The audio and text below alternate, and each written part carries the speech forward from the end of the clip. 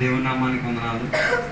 ఈ పగటి వేళ ఉపవాస ప్రార్థన కూడిక రెండో దినాన దేవుని యొక్క సన్నిధిలో కలిసి వచ్చి దేవునికి ఘనపరచడానికి, ఆరాధన చేయడానికి దేవుడు మనందరికి ఇచ్చిన భాగ్య తరగతిని బట్టి దేవునికి స్తోత్రం. దేవుడు గత రోజును ఈ రోజును దేవుడు ఎంత గొప్పగా దేవుడు మనల్ని ఆత్మిక విషయంలో దేవుడు బలపరిచి క్షేమాభివృద్ధితో మనల్ని నడిపించుకొని తీసుకెళ్తున్న విధానం బట్టి దేవునికి స్తోత్రం. దేవుడు మనల్ని ఇంకా ఇంకా శక్తిపరచునుగాక, బలపరచునుగాక. ఆయన శక్తిలో ఆశ్రయించుకు తీరడానికి దేవుని యొక్క సన్నిధిలో పగటి వేళ మనం సమర్పించుకుందాం. దేవుని యొక్క సన్నిధిలో గ్రంథాన్ని మనం తెలుసుకుందాం. ద్వితీయోపదేశకాండం 20వ అధ్యాయం దాని మొదటి వచనాన్ని చెప్తున్న మాటను ఒకసారి పగటి వేళ చదువుకుందాం. ద్వితీయోపదేశకాండం 20వ అధ్యాయం దాని మొదటి వచనం. నీవు నీ శత్రువులతో యుద్ధమునకు పోయి గుర్రములను రథములను నీకంటే విస్తారమైన జనమును చూచినప్పుడు వారికి భయపడవద్దు. ఐగుప్తు దేశములో నుండి నిన్ను రప్పించిన నీ దేవుడైన యెహోవా నీకు తోడైయుండును. చదివిన వాక్య భాగంలో యుద్ధానికి సంబంధించిన వ్యవస్థితి గురించి రాయబడినట్టుగా మనకి కనిపిస్తున్నది. దేవుని యొక్క బిడ్డలుగా మనందరి జీవితంలో ఏముంది? యుద్ధం అంటూ ఒకటి ఉన్నది. అది మనుషులతో కాదు కానీ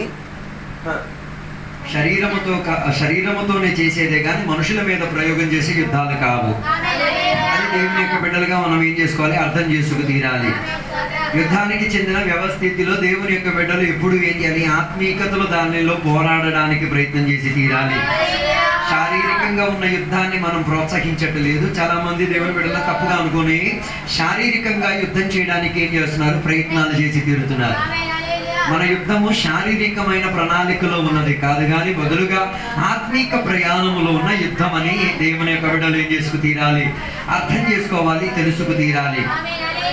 ఇశ్రాయేల్ ప్రజలు ఎక్కువ ఉన్న ఆత్మీక ప్రయాణములో వారికి అన్ని విషయాల్లో అడ్డుపరిచి తీరేంతటిగా శత్రువులు వారిని ఇప్పుడు ఎదిరించేటట్టుగా మనకి కనిపిస్తున్నది. ఇక్కడ చదివిన వాక్య భాగంలో కూడా మనకి కనబడేది అదే. ఇశ్రాయేల్ ప్రజల్ని ఎదిరించుకు తీరడానికి సైన్యము వాడుకుంటూ వచ్చిన పదాల గురించి అక్కడ చెప్పుతున్నట్టుగా కనిపించుతున్నది. 20వ అధ్యాయం మొదటి వచనం చెప్తున్న మాట మీరు చూడండి.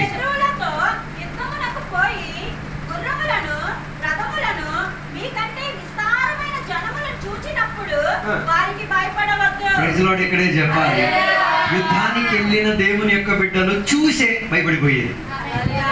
అర్థం కాలేదు. వారి చూపు సరైన విధానంగా లేకపోతే ఆ యుద్ధములో వారు ఎల్లకమునుపే ఓడిపోయే ఒక పద్ధతి అయితే ఈరోజు ఇక్కడ రాయబడిన వాక్య భాగంలో మనకి కనబడినది. వారి యుద్ధానికి వెళ్ళే ఆ ప్రయాణములో ఏమై తీరారు? వారి చూపు వారిని ఏం చేసి తీరింది? పిరికోల్నిగా మార్చి తీరింది. అర్థం కాలేదు. దృష్టి సరైన రీతిగా పని చెయ్యలేకపోతే యుద్ధానికి వెళ్ళకుండానే నీవేమైపోయి తీరొచ్చు? ఓడిపోయి తీరొచ్చు.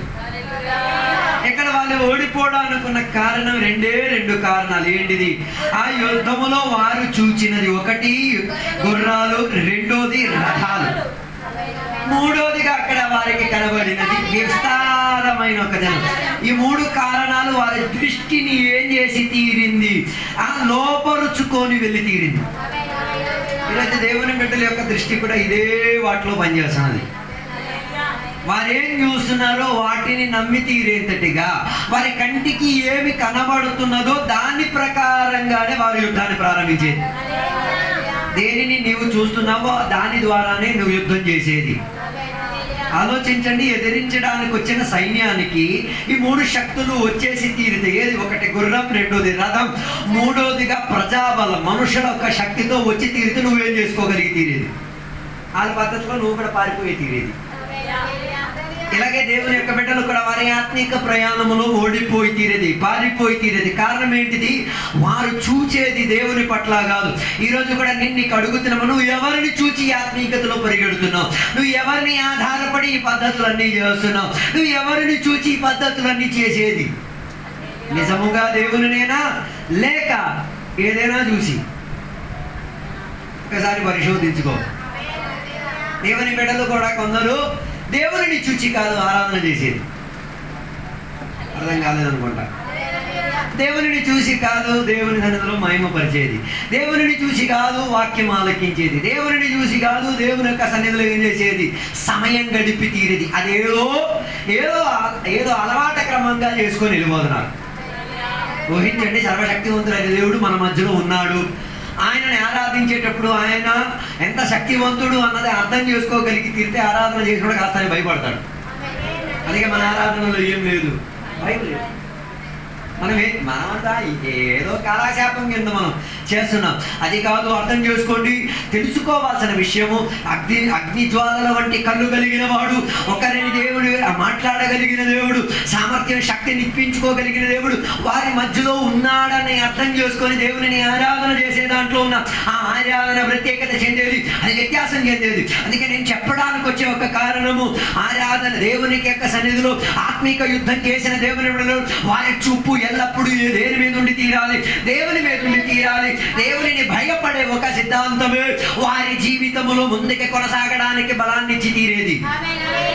దేవుని యొక్క బిడ్డలు ఓడిపోవడానుకున్న ఒకే ఒక కారణం, వారి దృష్టి దేవుని మీద లేదు.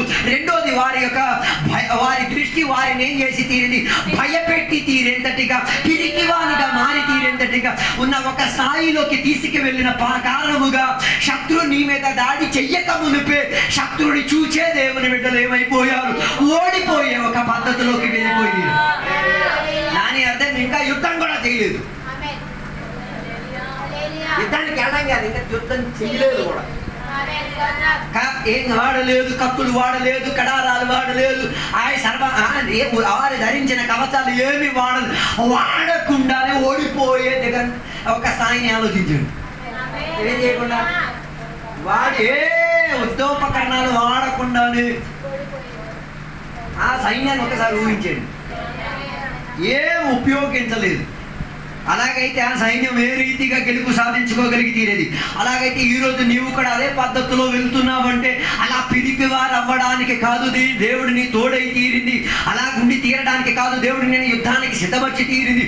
అలాగ పారిపోవడానికి కాదు, దేవుడు నీ తోడుగా ఉండి తీరింది. నీ తోడుగా దేవుడు ఉండడానికి ఒక కారణం ఏంటో తెలుసా, ఏదో ఆ శత్రువుని చూచి కాదు, గుర్రాలను చూచి కాదు, ప్రజలను చూచి కాదు, దేవుని చూడాల్సిన విధానంగా చూసుకో.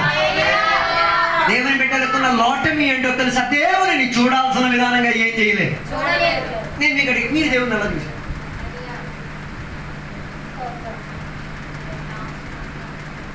నాతో లేరు అనుకుంటున్నాను.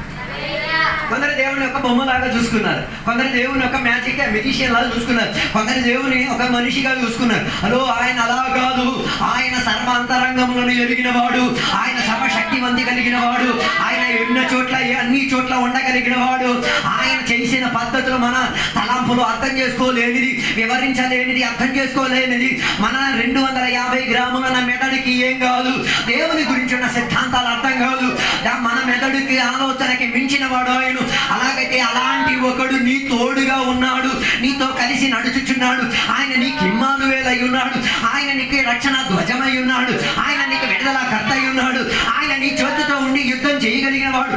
అలాంటి ఒకడు నీ తోడుగా ఉన్నప్పుడు నువ్వు దేనిని చూడాల్సిన అవసరం లేదు, సైన్యాలను చూసుకోవాల్సిన అవసరం లేదు, రథాలను చూసుకోవాల్సిన అవసరం లేదు, మనుషులను చూసుకోవాల్సిన అవసరం లేదు. ఆయన చూపు ఎల్లప్పుడు ఎవరి మీద ఉండి తీరేది, ఆ సర్వశక్తిని వంతని మీద, ఆ నిజమైన దేవుని మీద, ఆ దేవుని యొక్క యుద్ధం చేయగలిగిన విధానమున ఆయన ఎల్లప్పుడూ ఏం చేసుకోగలిగేది, చూచుకునే విధానం అయితే.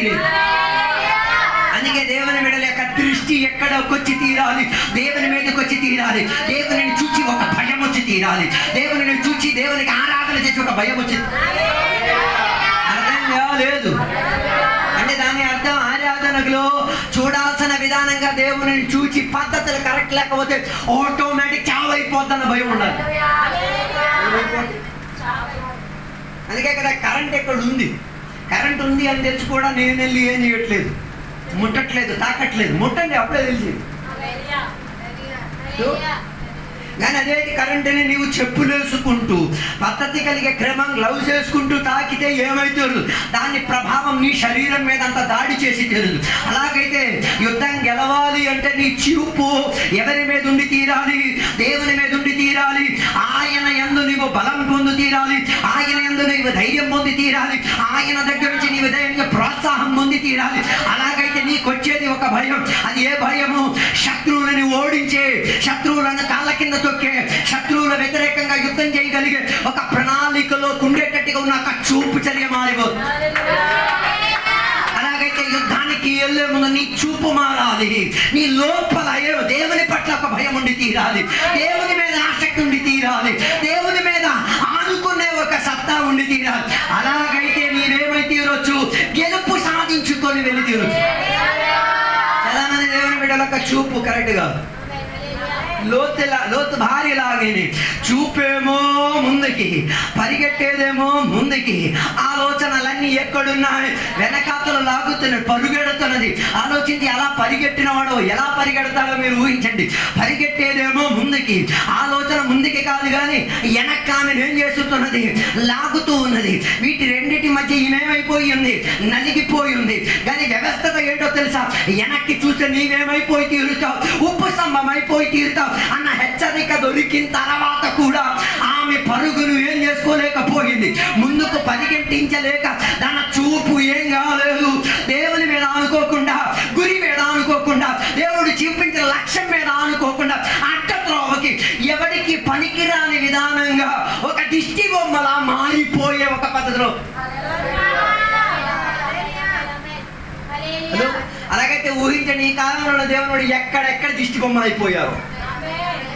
అర్థం కాలేదు. ఆత్మిక ప్రయాణంలో కొన్ని దిష్టి బొమ్మలు ఇప్పుడు కూడా అక్కడ ఇక్కడ ఉన్నాయి. ఈ పగటి వేళ నీకు దేవుని మీద నీ చూపు వచ్చి తీరాలి, దేవుని చూడాల్సిన విధానంగా. అందుకే నాకు జక్కయ్య విషయం బాగా నచ్చుతుంది. ఆయన ఉద్దేశం ఒకటే, యేసయ్య ఎటువంటి వాడు నేనేం చేసి తీరాలి? చూచి తీరాలి. నా చూపు ద్వారా ఆయన ఏం చేసి తీరాలి? అర్థం చేసుకు తీరాలి. ఆ చూపు తన లోపల ఏమొచ్చి తీరింది?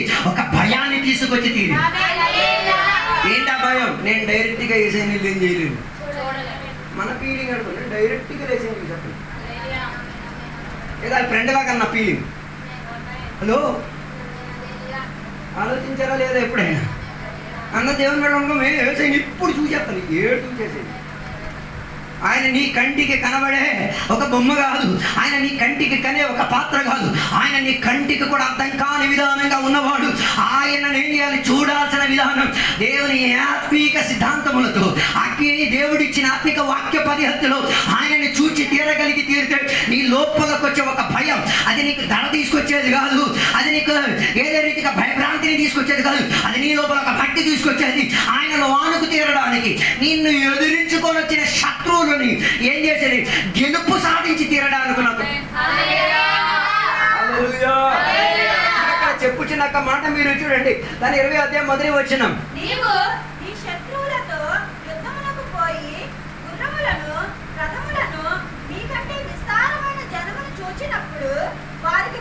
భయపడవద్దు. తర్వాత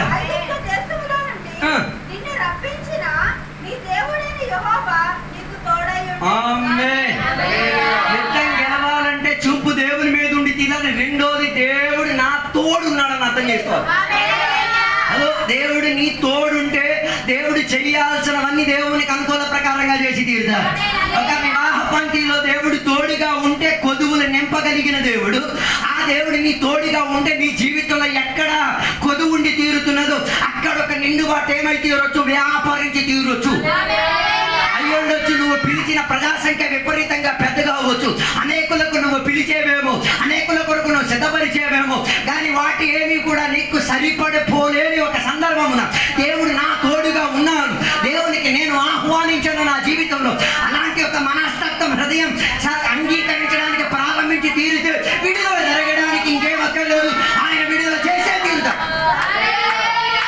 వేదన కలిగిన మాట ఏంటో తెలుసా? దేవుడు నా తోడుగా ఉన్నదని దేవుని మీద అంగీకరించలేవు. దేవుడు నీ తోడుగా ఉంటే మందుసాలకెళ్ళు, దేవుడు నీ తోడుగా ఉంటే నువ్వు అబద్ధాలు చెప్పు, దేవుడు నీ తోడుగా ఉంటే నువ్వు అతిక్రమాలు చెయ్యవు, దేవుడు నీ తోడుగా ఉంటే నువ్వు వాక్య వ్యతిరేకత ఉన్న ఏ దానికి కూడా నీవేం చేయవు, ప్రోత్సాహం ఇచ్చి తీరదు. నాకు అర్థం కాదు, దేవుడు నీ తోడుగా ఉండి కూడా ఈ పద్ధతులు ఉన్నాయండి. యుద్ధానికి వెళ్ళకుండానే ఓడిపోయావు. ఇలాంటి యొక్క సైన్యాన్ని కాదు దేవుడు కోరేది. దేవుడు కోరేది ఆయన నీ తోడుగా.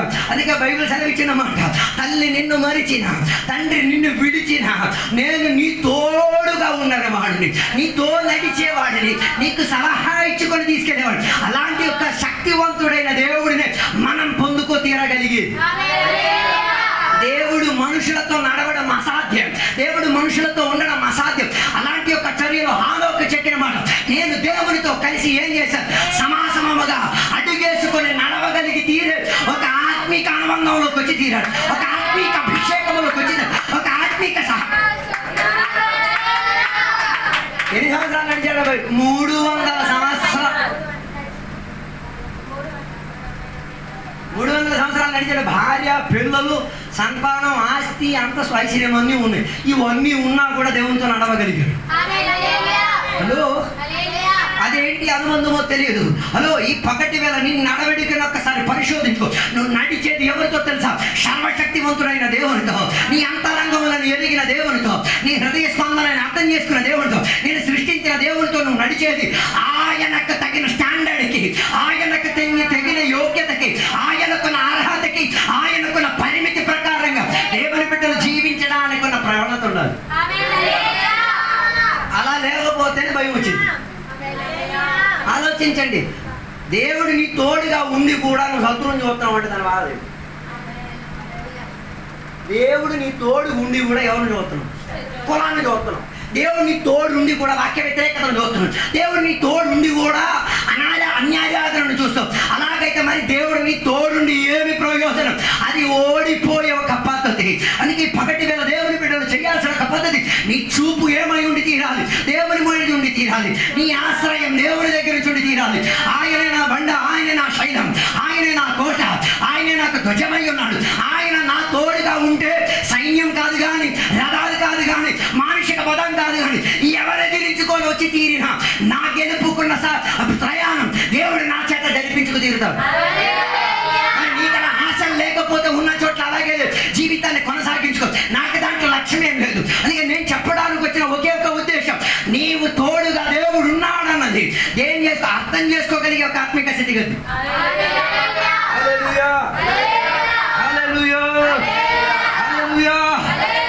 ఇశ్రాయేలు ప్రజలతో మోషే చెప్పిన మాట, రే నాయన, దేవుడు నీ తోడుగా ఉన్నాడు. ఐగుప్తు దేశంలోంచి నిన్ను రప్పించింది నిన్ను ఒంటరిగా కాదు, ఆయన అదృశ్యంగా నీ తోడుగా నడిచాడు. ఆయన కనబడలేని విధానంగా నీతో కలిసి ఏం సంచారము చేసిన దేవుడు. అలాంటి దేవుడు నీ తోడుగా ఉన్నప్పుడు ఐగుప్తులో నుంచి విడిపించిన శ్రేణి అని చెప్తే ఇంకేం కాదు, మన పాపపు జీవితంలో నుంచి దేవుడు మనల్ని ఏం చేశాడు? విడిపించి తీరాడు. ఆ పాపపు జీవితం విడిపించి తీరడానికి నీ శక్తి సరిపోలేదు, నీ బలం సరిపోలేదు. దానికి కూడా ఎవరి బలం కావాల్సి వచ్చింది? దేవుని బలం కావాలి. అలాగైతే నువ్వు రక్షణ పొందే గడిలో దేవుని బలం కావాల్సి వచ్చిన నీవు జీవించే తరగతిలో దేవుని బలం అక్కర్లేదా? అర్థం కాలేదు. రక్షణ కొందరు రక్షణ పొందలేదు, అది మన విషయమే కాదు. పొందేశారు నన్ను అంటనే. రక్షణ పొందావో ఐగుప్తు విడిచిపెట్టాలి. అర్థం కాలేదు. రక్షణ పొందావు అన్న దానికి ఉన్న సూచన ఏంటిది? పాపం విడిచిపెట్టామని, వాక్య వ్యతిరేకత విడిచిపెట్టామని, వాక్యం అంగీకరించలేని పద్ధతులను ఏం వదలలేదా, రక్షణ పొందలేదని అర్థం. 90% దేవుని మీద రక్షణ పొందలేదు, గ్యారంటీతో సార్ చెప్పా. కారణం ఏంటిది? ఇప్పుడు కూడా ఐగుప్తు దేశం మొదలే. వారి మనసుని ఇప్పుడు కూడా ఎవరు ప్రభుత్వ పరిచేది? ఐగుప్త దేశంలో ఉన్న తిండి, ఐగుప్త దేశంలో ఉన్న నివాసం, ఐగుప్త దేశంలో ఉన్న ఆరాధన, ఐగుప్త దేశంలో ఉన్న దేవదేవతలు, ఐగుప్త దేశంలో ఉన్న పద్ధతులు ఇప్పుడు కూడా వారి మనస్తత్వాన్ని ఏం చేసింది? ప్రభుత్వ పరిచింది. అందుకే వీరు పిలవకపోయినా వీరి మనసు ఐగుప్త దేశాన్ని పిలిచి తీసుకొస్తారు. ఉన్నారో లేదో నాకు తెలియట్లేదు. వారి మనసులో ఎక్కడ ఉంది?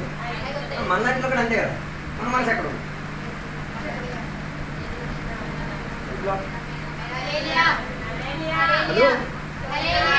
ఏకాగ్రత రావట్లేదు. దేంట్లో నాటంలో ఒక ఏకాగ్రత లేదు, ఆరాధనలో ఒక ఏకాగ్రత లేదు. ఏదో పద్ధతి చేసేసి వెళ్ళిపోతుంది. నువ్వు సైలెంట్ అయిపోయారేమో, మీరు ఇప్పుడే ఓడిపోయి పారిపోయారంటూ ఉన్నారేమో. ఏకాగ్రత ఉందా? ఆరాధనలో పడే పాటల్లో ఏకాగ్రత ఉందా? దేవునితో ఒక ఐక్యమై దేవునితో స్పందన కలిగే ఒక అనుబంధం ఉందా? ఆలోచన. ఇప్పుడు కూడా ఎక్కడ ఉన్నాం? ఐగుప్త దేశం నేను వెంటాడి తిరుగుతుంది. ఐగుప్త దేశం చిన్నది అనుకోకండి, దాని ప్రభావం వివరిస్తా. నువ్వు రక్షణ పొందిన తర్వాత కూడా నేను ఆ పాత శక్తి ఏం చేస్తాయి అని నీ ఇంటికి పెళ్లిలాగా వస్తుంది, చుట్టాలలాగా వస్తుంది, బందరికంలాగా వస్తుంది. అర్థం కాలేదు. నువ్వు రక్షణ పొందే గడిలో ఎందుకు రాలేదు? రాలేదు, రాలేదు. నువ్వు దేవునికి ఏ రోజు అంగీకరించి చెప్పావు ఏసై తప్ప నాకు ఇంకొక దేవుడు లేడు అని చెప్పిన చర్యలు వాడు అడ్డుపడిచడానికి కదా ఇప్పుడు ఎందుకు వచ్చాడు? దాని అర్థం నీ మనసును వాడు ఏం చేయడానికి కోరుతాడు? స్వాతంత్రించడానికి కోరుతాడు. హలో, అందుకే కదా ఈ రెండింటి మధ్యగా నలిగిపోతుంది. ఇటు దేవుడికి ఆరాధన చేయాలా, ఇటు ఐగుప్తు దేశంలో ఉండాలా, అర్థం కాదని రెండింటిని మ్యాచింగ్ చేసేస్తాం. అటుకి అటు వెళ్ళిపోతున్నాం, ఇటుకి ఇటు చేసేస్తాం. అర్థం కాలేదు.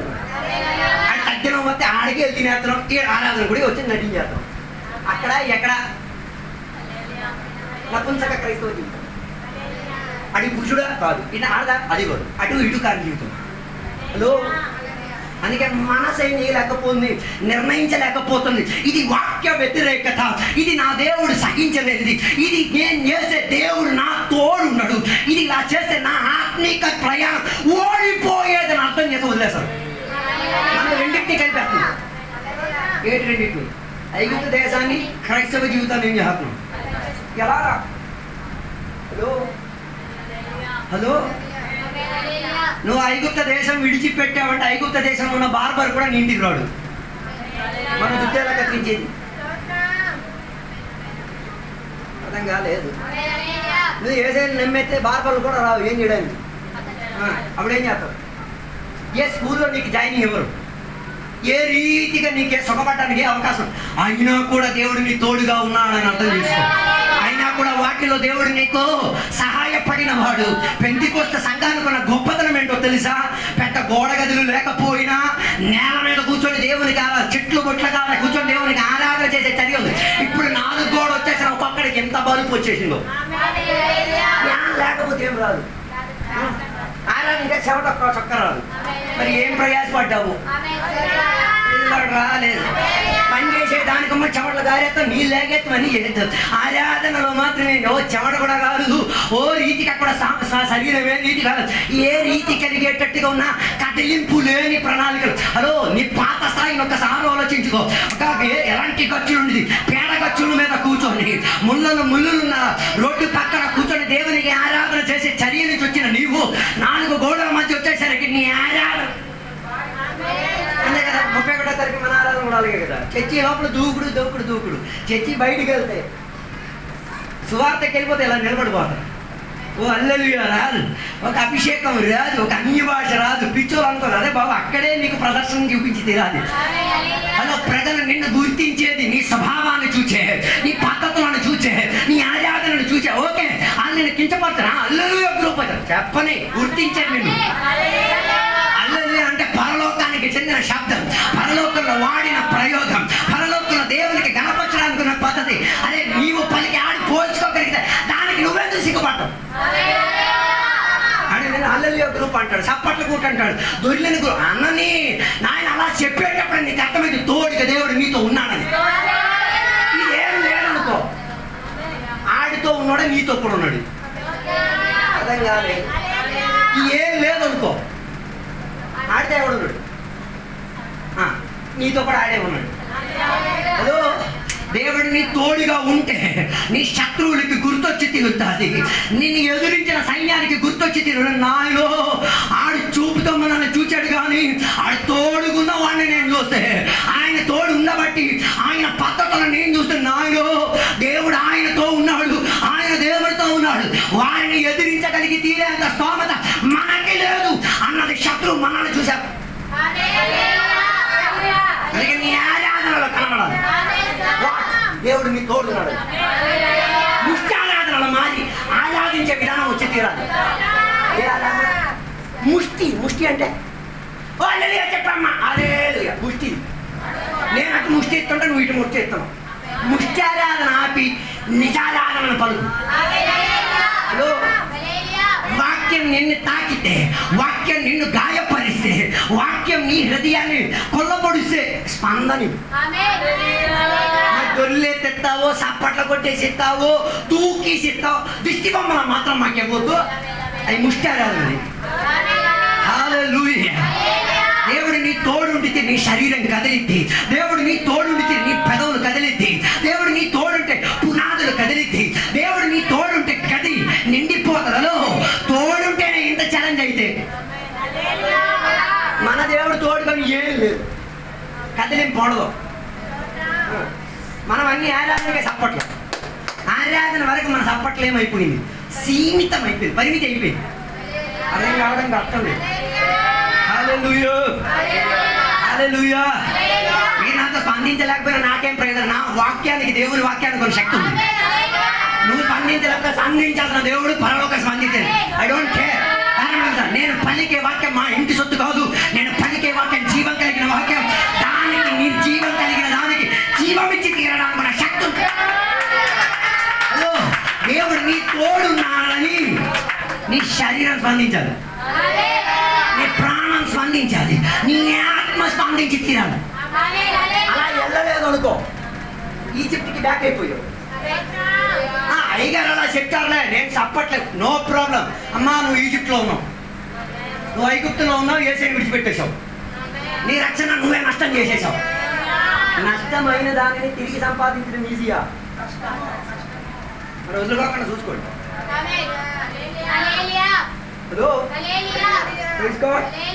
హల్లెలూయా. అందుకే నేను చెప్పి రావడానుకున్న కథ, నీవు శత్రువుని చూసి భయపడ్డం కాదు, శత్రువులు నిన్ను చూసి ఏం చేయాలి? భయపడి తీరాలి. శత్రువులు నువ్వు ఎవరి తోడుగా ఉన్నావు, నువ్వు ఎవరి పేరుని పలుకుతున్నావు, నువ్వు ఎవరిని సేవిస్తున్నావు, నువ్వు ఎవరికి ఆరాధన చేస్తున్నావు, నువ్వు ఏ ఆత్మ చెంది ఉన్నావు, నువ్వు ఏ అభిషేకం చెంది ఉన్నావు, ఎవరికి కనబడాలి? అవతలున్న రథాలకి కనబడాలి, అవతలున్న గుర్రాలకి కనబడాలి, అవతలున్న ప్రిపరిత జనా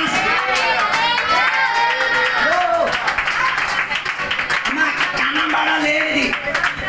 అయ్యా, నా దేవునికి అక్కర్లేదు. నీ శరీరంలో కనబడలేని, చూపించలేని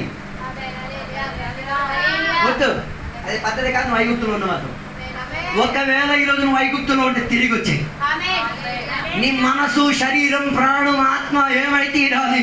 దేవుని మీద ఆనుకుని తీరాలి. దేవుని దగ్గర నుంచి రక్షణ మరలా పొందుకు తీరి ఏం చెయ్యాలి? చెయ్యాల్సిన వ్యవస్థితితో దేవునితో కలిసి ఉండి దేవునికి ఆరాధన చేయగలిగి తీరాలి. పరలోకంలో ఉన్న వ్యవస్థ యెషయా-గ్రంథం 6వ అధ్యాయం చెప్తున్న మాట, ఒక మనిషి, సాధారణ మనిషి భూమిలో నుండి పరలోకాన్ని చూచినప్పుడు పరలోకంలో కనిపించిన ఆరాధన వ్యవస్థితి, దేవదూతలు గాన ప్రతిగానం. గాన ప్రతిగానం మీన్స్ రిపీటేటివ్లీ. ఒకడు పరిశుద్ధుడు అని చెప్తే మిగతా పరిశుద్ధుడు పరిశుద్ధుడు. అర్థం కాలే. వర్షిప్ లీడర్ గా ఉన్న దేవదూత పరిశుద్ధుడు అని పలికినప్పుడు వెనక నుంచి ఉన్న దేవదూతలకి పరిశుద్ధుడు పరిశుద్ధుడు, ఇలా ఏకరీతిగా రిపీటేటివ్ గా ఘనత అంగీకరించేసరికి ఏమైందో తెలుసా? కదలాల్సినవన్నీ కదిలింది, దిగాల్సిన చోట్ల దిగి తీరింది, తాకాల్సిన చోట్ల దేవుడు తాకి తీరారు. అలాగే పగటి వేళ నేను నీకు చెప్పేది, నువ్వు దేవుని తోడుగా ఉన్నావన్న ముందు నువ్వు కదలు, ముందు నువ్వు కదలు, ముందు నీ పెదవులు దేవునికి స్తుతించాలి, ముందు నీ శరీరం ఆత్మతో దేవునికి అంగీకరించి తీరాలి, ముందు దేవుడు నీతో. ఒకరితో దురాత్మ ఉన్నాడని ఎలాగ అర్థమయ్యేది? చుట్టలకు వదిలేస్తాడు. చూడదు మీరా? ఇది చూడండి ఒకసారి. జుట్టు వదిలేస్తాడు, ఆయన పద్ధతులు పిచ్చి ఏ అర్థం కాదు. ఏంటి కారణం? ఏంటి కారణం? ఆడి లోపల ఏసై లేరు, దేవుడు లేరు, ఎవరు ఉన్నారు? అర్థం కాలే. ఆడ కావాలంటే నీ భూత భావి భవిష్యత్ మొత్తం ఎక్కేతాడు. అది నువ్వు నమ్మేది ముఖ్యత్వం కూడా. పౌలు గారి ఎదుట నిలబడి ఒక ఆడపాప నిలబడి ఏం చేశారు? తన భూత భావి భవిష్యత్తును ప్రవచించి చెప్పేటప్పుడు సాతానానికి గది, నా భూత భావి భవిష్యత్తును వివరించి తీరడానికి నీ దుష్టాత్మ శక్తి నాకు అక్కర్లేదు, నాకు దేవుడు. ఇది అలాగా లేదు. ఏ దుష్టాత్మ శక్తి చెప్పినా చెప్పమ్మా, ఇంకా ఎంకరేజ్. నీ భూత భావి భవిష్యత్తు ఎవరు చెప్పాలి? దేవుడు పరిశుద్ధాత్మ ద్వారా ప్రవక్త ద్వారా చెప్పాలి, లేకపోతే దేవుడు వాక్యం ద్వారా నీకు బయలుపరచాలి, లేకపోతే దేవుడు చిన్న లేపి మరి బయలుపరచాలి, లేకపోతే కళ రూపంగా లేకపోతే దర్శన రూపంగా నీ దగ్గరకు నేను కుదిపి లేపేసి మరి చెప్పాలి. ఆ అనుమతి దేవుని కొన్నది. ఆ అనుమతి దేవుని కొన్న దానిని అద్దె తీసుకొని సాతాను తీసుకొచ్చేటప్పుడు పౌలు చేసిన ప్రయోగం సాతాను వదిలించేశాడు ఆ శక్తి. కారణం ఏంటో తోడుగా ఎవరున్నారో బయలుపరిచారు. తోడుగా యేసయ్య ఉండి తీరితే కుంటివాడిగా ఉన్న ఒకడు అడుక్కుంటే చాలు ఆయనకి యేసయ్యను అప్పగించుకు తీరుతాం. యేసయ్య అప్పగించడం మాత్రం కాదు, ఆయన కుంటితనానికి ఏమైతే నడకనిచ్చి తీరేటట్టుగా, పరిగెట్టి తీరేటట్టుగా, యేసయ్య దగ్గరగా పరిగెట్టి వచ్చి తీరేటట్టుగా, యేసయ్య చేసిన ఆరాధనకు ఇప్పుడు కూడా దేవాలయం లోపల కొనుక్కుంటూ ఉన్నాడు. ఎందుకు చర్చికి పరిగెట్టి రాలేదు. అమ్మా కుంటిదని మీరు నీ కాలు పట్టుకొని చెప్తా కుంటిదివే, ఆత్మీయతలో కుంటిదాన్ని. నీకు నజరేతులు ఉన్న వేసే దొరకలేదు నాకు. నీ అయ్యగారి వాక్య పరిచయం నా నజరేతులు ఉన్న వేసే నీచే నువ్వు ఎవరు పొందుకున్నావు మరి.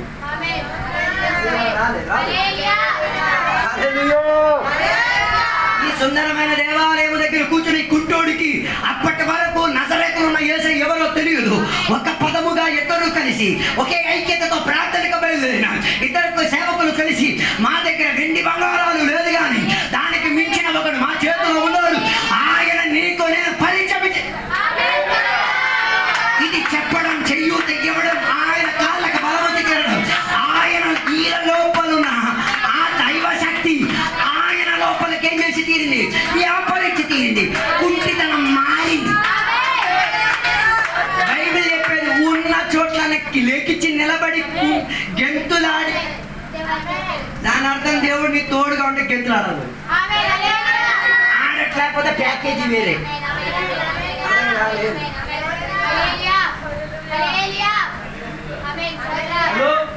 ఎప్పుడు గెంతారా? ఆరాధన మాత్రం వాక్య పరిచయం చేసేటప్పుడు గెంతారు. నేను పొడిచే మాటలు చెప్పేటప్పుడు గెంతాలా, నీ భావి భవిష్యత్తు గురించి చెప్పేటప్పుడు గెంతాలా, నీ శరీరం వాటికి ఏమీ తీరాలి. అందుకే మన ఆరాధనలని మొద్దుపప్పు ఆరాధనలే, మొద్దుపప్పులే నాయన చూడదు మొత్తపులు. నువ్వు కథలొద్దురా నాయన, నువ్వు కథలొద్దు. మేము ఎక్కని చెప్పి మా వాక్యం నిన్ను కదపలేదు అనుకో, కథపాసం ఒకటి నేను వచ్చి కదుద్ది. అర్థం కాలే? నేను కథ నో ప్రాబ్లం. నువ్వు కదలకపోయినా మాకు నష్టమేం లేదు. నువ్వు కదలకుండా నా చర్చి కాడ వండుకుతావు. నిన్ను కదిపించి తీరేంతటిగా ఉన్నా తీవ్ర దేవుని యొక్క న్యాయ విధి నీ తల మీదకి వచ్చేసరికి నీ కుటుంబం మీద కాదులుతావు. నువ్వు కదిలేదు, నువ్వే తెలియకుండా నువ్వు కదిలి తీరుతావు. అందుకే నేను చెప్పాను, నజరేతులో ఉన్న యేసయ్యని ఇచ్చేసరికి ఆయన లోపలికి వీరి తోడుగా ఉన్న దేవుడు ఆయన తోడుగా మారి తీరేసరికి కుదిపికెళ్తే దేవుని వీడికి అల్లెలుగా ప్రవేశం నేర్పించాడు. అర్థం కాదు. చర్చి బయటే కూర్చున్నా వింటాను, ఓకే వెరీ గుడ్. నేను చెప్పేది అలా కాదు, ఈ పక్కన ఉన్న వాళ్ళు ఇచ్చారండి. అర్థం కాలే? కొన్ని విషయాలు అల్లెలుగా పేసడేమో ఉండదు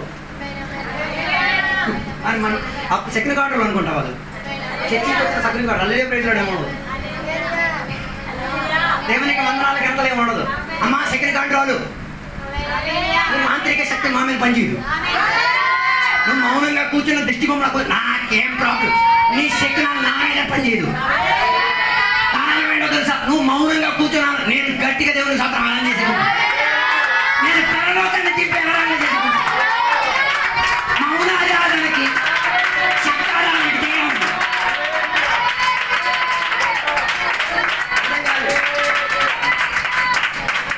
మౌనారాధన ఎక్కడి నుంచి చెప్తాను, నాతో యుద్ధం చెప్తావా?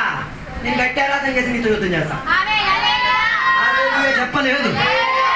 ఎంతో గోడ గురించి బైబిల్ చెప్పేది, వారిని ప్రయాణములో ముందుకెళ్లకుండా అడ్డుపరిచి తీరేంతటిగా ఆకాశ అంతరిక్షం తాకి తీరేంతటిగా ఉన్న గోడలు.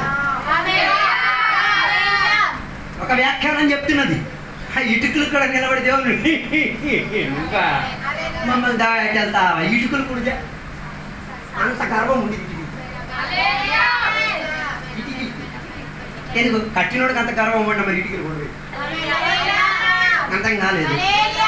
నువ్వు దురాత్మ నిండుదల కలిగి ఏం కట్టుకున్న వాటికి నీకున్నదే పాపం దాని కూడా. డోంట్ అండర్స్టాండ్ మీ? విగ్రహాలకి శక్తి ఉందా? విగ్రహాలకి శక్తి ఉందా? ఉందా లేదా? ఉంది. నువ్వు ఎత్తామంటది మరి. కట్టినోడు చేతిలో ఉంటే వాడి మీదకి రాదా?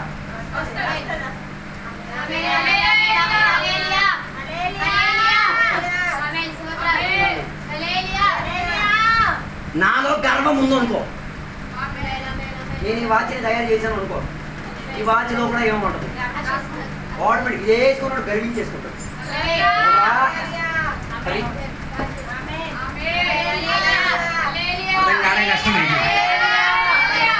కష్టమైపోయింది. అందుకే ఎరికో గోడలో ఉన్న ప్రజలకి గర్వం అయిపోయింది. మమ్మల్ని ఎవడు ఏం చేయలేడు, ఏం పీకలేదు. నాకు వ్యతిరేకంగా యుద్ధం చేయగలిగి తీరడానికి ఎవరికి శక్తి లేదు. ఇండైరెక్ట్ చూడరా, ఆకాశం అంతరిక్షం వరకు మేమేమై ఉన్నాం అంటే ఇండైరెక్ట్గా వెళ్ళి దేవుడి మీద వాదించదు. ఆయన కూడా వచ్చి ఏం చేయలేడు, ఏం పీకలేదు. ప్రజలు రాలేదు. ఆ ఎరికో గోడకున్న కూలుబాటుకు ఆయన కూడా దిగిరాలే. ఆయనని ఆరాధించే కొన్ని పదాలు ఉపయోగించారు.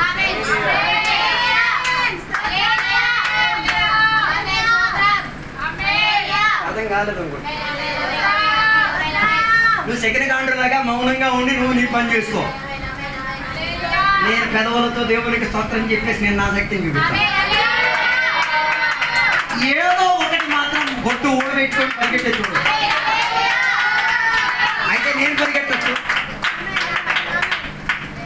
Something may happen. ఏదో దేవుని మెట్లు ఎప్పుడు బట్టలు విప్పేసుకొని పరిగెట్టేవాల్సిన పరిస్థితి రాదు.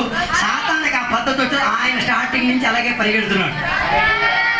హలో, ఎరికో గోడని ఎదిరించడానికి దేవుడు దిగిరాలే, బదులుగా దేవునికి గణపరిచే కొన్ని పద ప్రయోగాలు మాత్రమే పలకడం. ఏమై తీరింది? గోడ పునాదుల దగ్గర నుంచి ఏమొచ్చి తీరింది? క్రాక్ వచ్చి తీరింది. అది పై వరకు ఏమై తీరింది? క్రాక్ ఎక్కి తీరి అది ఉన్న చోట్లనే ఏమై తీరింది? మట్టికి లోబడిపోయి తీరి రోడ్డు తయారై తీరేటట్టుగా పట్టణానికి ఉన్న అడ్రస్ మారిపోయింది.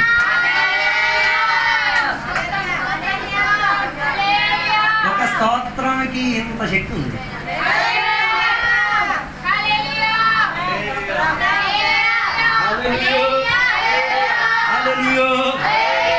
అందుకే శత్రువుని కాదు చూడాలి, శత్రువు నిన్ను చూచి భయపడి తీరాలి.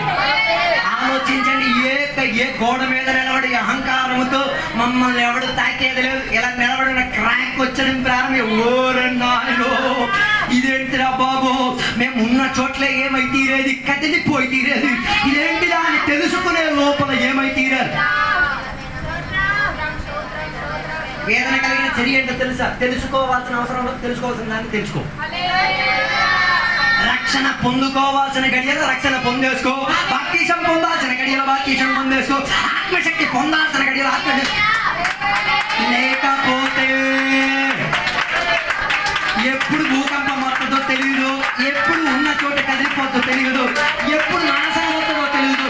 సమయోచిత సమయంలో పొందుకోవాల్సిన దాన్ని పొందుకొని రెడీగా ఉంది.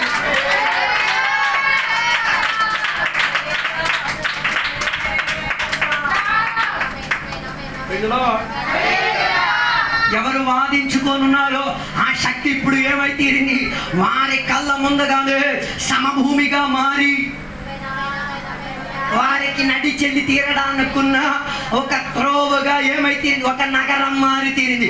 ఒక్క నిమిషంలో నగరం పడి కూలిపోగలిగి తీరితే, ఒక్క క్షణములో శత్రువులు తుత్తునిగా పారిపోతే, ఒక్క క్షణములో దేవుడు శత్రువుల మనస్తత్వంలో కదిలింపును దయచేసి తీరగలిగితే, నీవు ఆ దేవుని సేవిస్తున్నావు, నువ్వు ఆ దేవునికి స్తోత్రం చెప్తున్నావు, నువ్వు ఆ దేవుని తోడుగా ఉంటావు. అది అర్థం చేసుకొని దేవుని.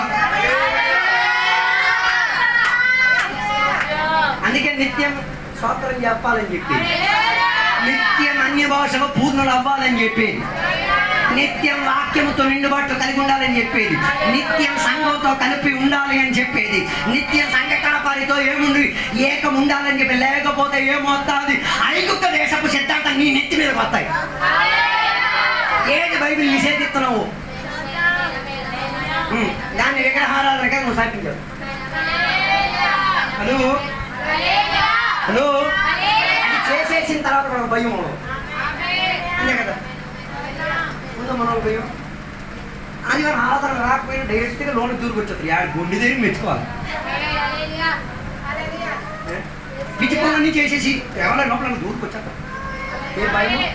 మన బల్లాలను తీసుకున్నాడు. ఏ భయం బట్టి ఉండదు. తప్పుడు ఇప్పుడు ఏం చేసి నో ప్రాబ్లం. నువ్వు నన్ను కాదు భయపెట్టించేది, నువ్వు నన్ను కాదు భయపెట్టించేది. భయపెట్టించాల్సిన భయపెట్టాల్సిన విధానం ఇది. హలో హలో అందుకే నీ అడుగు జాడలో జాగ్రత్త, నీ ఆలోచన జాగ్రత్త. నీ ఆలోచనకి శాతానికి ఏం చేయకూడదు, చోటించి తిరుగు.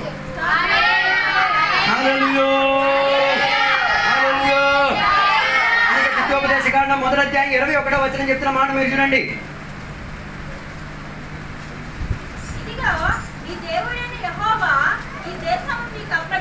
ఆమేన్. yes దేవుడైన యెహోవా నీతో తలవిచ్చినట్లు దాన్ని స్వాధీనపరచుకొనుము. ఆమేన్. భయపడకుము, అధైర్యపడకుమని నీతో చెప్పి ప్రైజ్ లార్డ్ చెప్పాలి.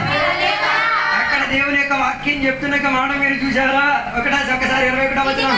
దేవుడైన యెహోవా ఆమేన్. ఈ దేశంలో నీకు అప్పగించెను. హల్లెలూయా. ఆమేన్. ఏది నీ చేతిలో లేదు దానిని నీ దేవుడు ఏం చేశారు? పరిశుద్ధాత్మ నీ చేతిలో ఉండలేని నీ చేతికి అప్పగించారు. వాక్యం నీ చేతికి అందాల్సిన వస్తువు కాదు, నీ చేతికి అప్పగించారు. సంఘం నీతి కాదు, దేవునిది. సంఘం నీ చేతికి అప్పగించారు. అర్థం కాలేదు అనుకున్నా. దేవుడు అన్ని నీకేం చేశారు? Can I believe you? ఆయన నిన్ను నమ్మగలుగుతాడా? జవాబు ఎవరు చెప్పలేదు. నా ఇంటి తాళం నీ చేతికి ఇచ్చేసి నేను నిన్ను నమ్మగలుగుతానా? ఆ ఇంటికి బీరువా కేతనం తాళం అంటే నేను నమ్మట్లేదు. నాకు నేను నా ఫ్రిడ్జ్ని తాళం వేసేస్తానంటే నేను నిన్నేం చేయట్లేదు. ఇండైరెక్ట్గా ఆలోచించండి. దేవుని నమ్ముతున్నాను. నువ్వు దేవుని నమ్మితే కదా దేవుడు నేను నమ్మగలిగింది. ఒక 4 నెలలు నీకు తెచ్చి అప్పగించేస్తే ఉన్న విషయాలు అర్థం ఉంటారా? అయిపోయింది. అందుకే దేవుడు నీ చేతికి ఇవ్వట్లేదు. అర్థం కాలేదు. హలో దేవుడు నీకు ప్రవచన వరం ఇస్తే నమ్మగలుగుతారు? నీ లాభోదయం కోసం. హలో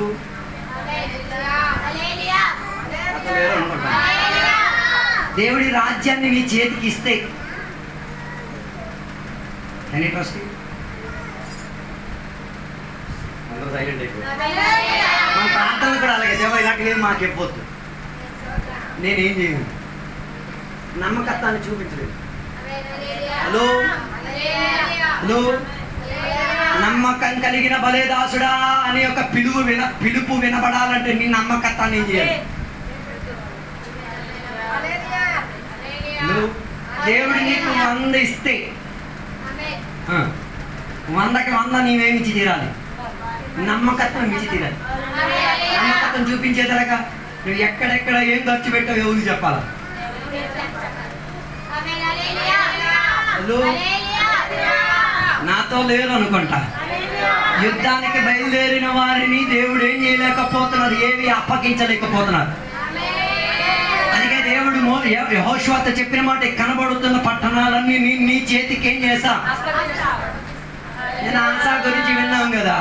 ఆశాకి దేవుడు రాజ్యాన్ని అప్పగించేటప్పుడు ఆశా పట్ల దేవుడికి ఒక నమ్మకత్వం ఉండేది. ఏమని? నా నామాన్ని పట్టణంలో ప్రతిబింబించేటట్టుగా ఏం చేస్తాడు? దేవునికి అనుకున్న ప్రయత్నం చేసి తీరతాడు. దేవుని యొక్క ప్రజలలో దేవుని తట్లో ఆనుకునే తీరేటట్టుగా ఆనుకోలేని దానిని తుడిచివేస్తాడన్న విషయంలో దేవుడు హలో, దేవుడు సంఘం మా చేతికి ఇచ్చారు కాబట్టి మొక్క పక్షం లేకుండా ఎవడు తిడితే ఏంటి, ఎవడు సంఘం వదిలేసేది ఏంటి, ఎవడు ఇంటికి రావద్దంటే ఏంటి, ఎవడు మా మీద కత్తులు పెట్టుకున్నా చెప్పాల్సిన విధానంగా చెప్పి అది నీకు నచ్చినా నచ్చకపోయిన కారణం ఏంటి తెలుసా?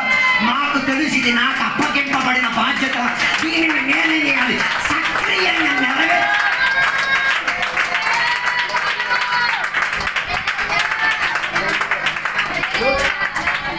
లేకపోతే ఊహించండి, 14 లక్షలు బండి ఇచ్చేసి తోలుకోరా అని చెప్తున్నాడు, ఇదేం అడగట్లేదు. ఆయన అడగట్లేదని చెప్పి నేను చెప్పాల్సిన బాధ్యత ఆనుకుంది. అందుకే నేను ఏం చేసినా ఎక్కడికి వెళ్ళినా అప్డేట్ ఇస్తూ ఉంటాను. ఏం చేసినా ఎక్కడికి వెళ్ళినా అవసరమా? అందుకే కానీ ఎవరు జరగట్లేదు. ఆయన అప్డేట్ అర్హుడు కాదా?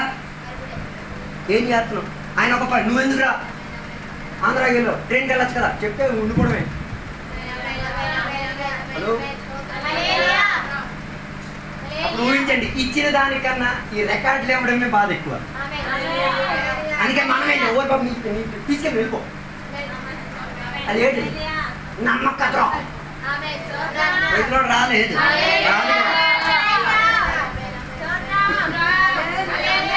నాతో లేరు అనుకుంటారు. ఏమల్లడిగా శుతిమహిమ చేస్తావు, ఇలా నమ్మక ద్రోహాలు చేసి నమ్మకత్వం నువ్వు కలిగించి నీకు దేవుడు అప్పగించిన దాన్ని నేను చేయాలి, అది నాకు ఇవ్వబడి ఉన్న బాధ్యత, ఇది నేను ప్రార్థన దేవుడు నీకు అప్పగించింది, ఆధ్యాత్మ దేవుడు నీకు అప్పగించింది, ఉపవాసం దేవుడు నీకు అప్పగించింది, దేవుడు వాటిలో నేను నమ్మాలి. మనం దాంట్లో వాక్యాంశాలు 21వ వచనం అప్పగించను.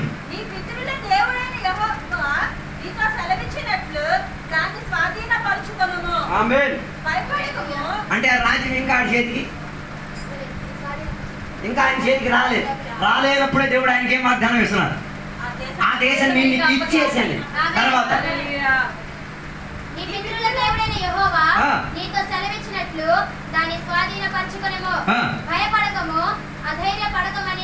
ఎందుకు కూడా ఆ పట్టణాన్ని స్వాధీనపరచలేకపోతున్నాడు? ఏమి భయపడిపోతున్నాడు? ఆ పట్టణంలో సైన్యాన్ని చూసి, ఆ పట్టణంలో ఉన్న ప్రజాబలం చూసి, ఆ పట్టణంలో ఉన్న ఆయుధాలు చూసి ఏమైపోతున్నాడు? భయం. ఇంకొకటి ఉంది బాధ. అందుకే సువార్త చెప్పడానికి ఉన్న క్వాలిటీ ఏంటో తెలుసా? ఆత్మపూర్ణత. పరిశుద్ధాత్మ నిండుబాటు ఉన్నోడే ఏం చేయాలి? ఎందుకు నీ ధైర్యం లేదంటే వీడు ఇన్నోడు రిసీవ్ ద పవర్. 4 మాటలు ప్రజల సమక్షత్తాలు నిలబడి చెప్పలేకపోతే నీకేం లేదు. ఐ థింక్ నువ్వు మళ్ళీ ఉపవాసం చేసుకుని మళ్ళీ ఆత్మశక్తి పొందేది వెయిట్ చేసి చిక్కు ఏం బైబిల్ చెప్పలేదు. వాక్కు శక్తిని ఇచ్చేదే దేవుని యొక్క ఆత్మశక్తి మన ప్రత్యేకత. నాతో లేరు అనుకుంటా. సువార్తకెళ్ళి మనం కడపత్రికతో సింపుల్ వదిలేస్తాం. ఆ చదువు లేనుడైతే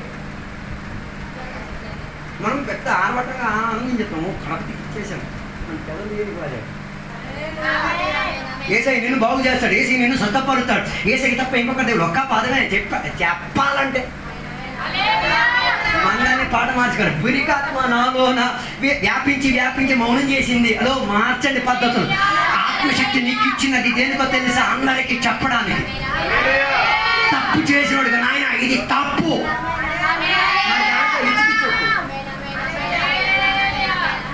నేను దొంగతనం చేయడం చూసి కదా ఆ దొంగతనంతో నా దొంగతనంతో నీకు పాల్పడిపోదు. నన్ను శిక్షిస్తే నిన్ను శిక్షిస్తారు. నాకు 70% శిక్ష ఇస్తే నీకు 30% శిక్ష. ఎందుకు? దొంగని పోల్చి కూడా దొంగ అని ఒప్పలేదు.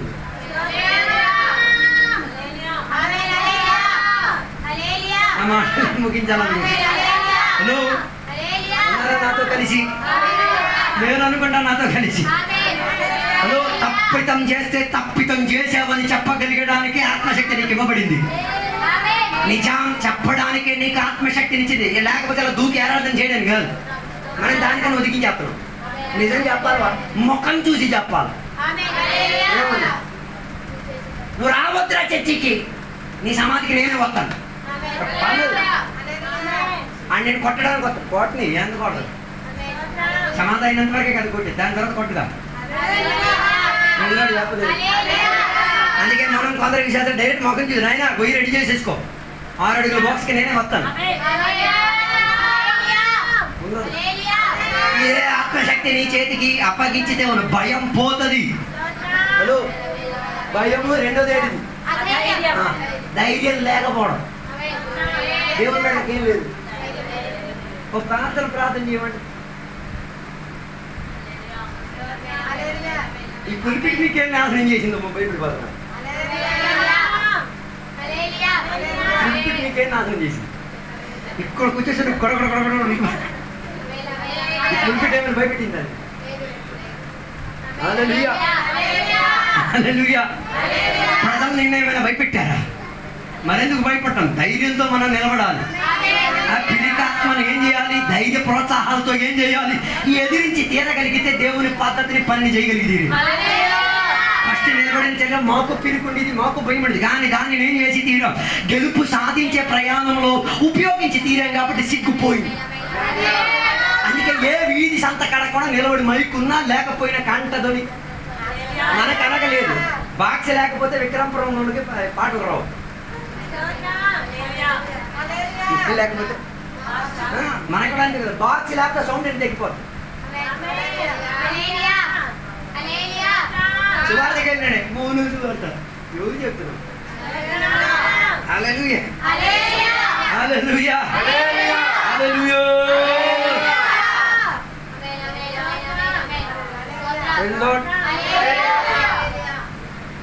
మీరు కడపత్రికలు ఎత్తున్నారు. ఒక్కొక్క కడపత్రిక ఎంత తెలుసు? 5 రూపాయలు.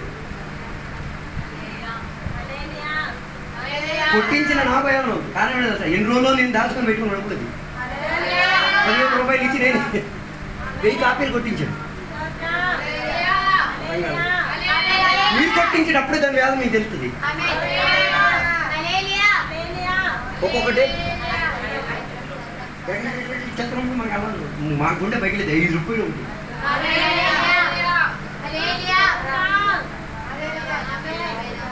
₹1,00,000 మీటింగ్ ఏర్పాటు చేయండి. గుండె కొట్టుకుంటుంది మీది.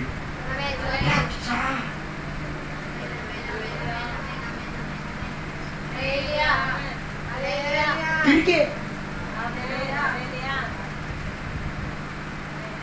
లేరనుకుంటాను. పెళ్లికి లక్షలు ఎక్కడ తీసేస్తారు. ఒక దేవుని పెట్టి పెళ్ళి ఏం కావాలంట? రికార్డ్ డాన్స్ కావాలా?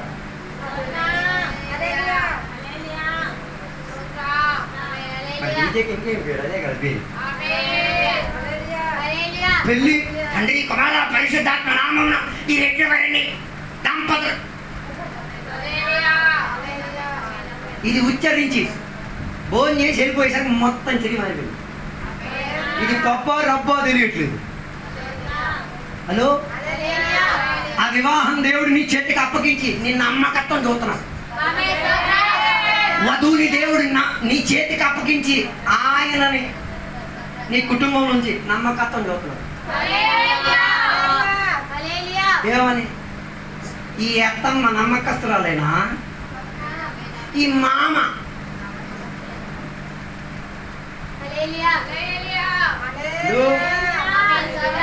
నిన్ను ఇంకొక కుటుంబంలో జతపరిచేసి దేవుడు చూశాడు. ఈ ఆడి కుటుంబంలో నమ్మకంగా ఉన్నాడు, ఈ కుటుంబంలో కూడా ఏమంటాడు? ఈ సంఘంలో దేవుడు నిన్ను నమ్మకస్తునిగా చూస్తున్నాడు. అలాగైతే నేను నీకు అప్పగించిన బాధ్యతలో కొందరికి దేవుడు సువార్త అప్పగించాడు, నమ్మలేదు దేవుడు. దేవుడికి చెప్పు అతను లేరు అనుకుంటా. సువార్థికులకు దేవుడు ఏం చేసింది? అప్పగించింది. అప్పగించడం అంటే నీ చేతికి ఇచ్చింది.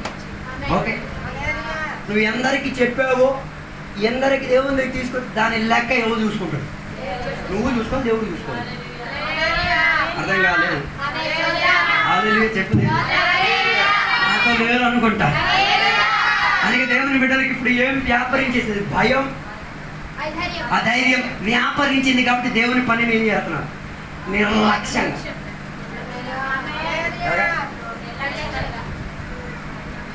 ఎలాగ నిర్లక్ష్యత అంటే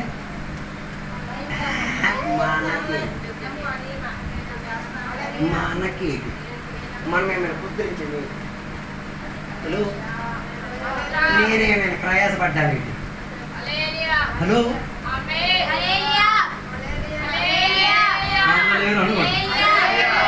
ఉన్నారో లేదో నాకు తెలియట్లేదు.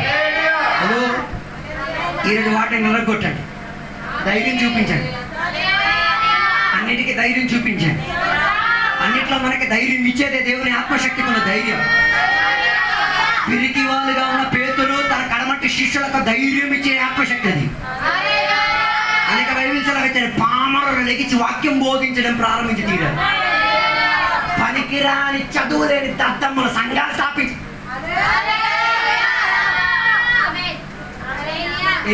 ఎన్ని సంవత్సరాల చర్యలు?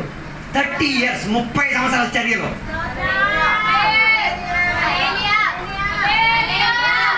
ముప్పై సంవత్సరాల చర్యలో ప్రపంచానికి సగం వ్యాప్తి 12 మంది గుంపు కూడేశారు.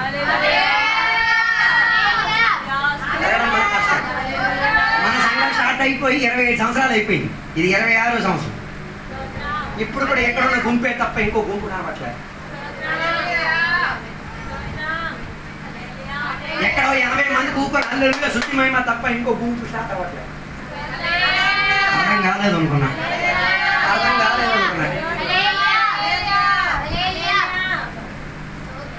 మొత్తానికి అధైర్యమే. ఒకడంటే ఇంకోటి లాగేస్తాడు. ఎంట్రికలు అన్నింటినీ ఒక డబ్బాలో తీసుకెళ్తే ఓ ఎంట్రుకు బయట జరుగుతుంది. కారణం కదా భయం. వీడు వెళ్ళిపోతే ఇవన్నీ వెళ్ళిపోతాయండి. అరే నాడు వెళ్తే కదా సమృద్ధి వచ్చేది. ఆయన వెళ్తే దాని వెనకట్లకి వెళ్ళాల్సిన వెళ్తాడు. అందుకే ఇక్కడ కీర్తన చెప్పిన భూదిగాంతం నీకు అప్పగింపబడి ఉంది. అందుకే భూదిగాంతానికి వెళ్ళు. భయం పొంది దేని లోపల బాగుంటావు. దాని అర్థం నీ నమ్మకత్వం ఏమైపోయింది? కోల్పోయింది. యెహోషువను దేవుడు నమ్మగలిగారు, మోషేని దేవుడు నమ్మగలిగారు, దావీదుని దేవుడు నమ్మగలిగారు, మోషేని దేవుడు నమ్మగలిగారు. ఇక నీ పరిస్థితి, నీ నమ్మకత్వం ఏం చేయాలి? ఆత్మిక పోరాటం. భయం లేదు, ఆడవాడచ్చు. ఏ భయం లేదు, ఏ చింత లేదు. మొత్తం నెత్తి మీద ఉంది. ప్యాకేజీ కింద నెత్తి లోపల ఉంది. హలో, నేను చెప్పే మాట చివరిగా చెప్తున్నాను. భయాన్ని దూరపరచండి. దేవుని ఆత్మశక్తి భయాన్ని దూరపరిచేదే, విసుగుపాటుని దూరపరిచేదే దేవుని యొక్క ఆత్మశక్తి. ఆ తీవ్రతలో ఒక ఓతం ఆత్మిక పోరాటంలో కొన్ని గెలుపు సాధించేది. మన నమ్మకత్వాన్ని రుజువుపరుతాం. ఈ వాక్యాల్లో దేవుడు మనం అందరినీ దీవించుగా.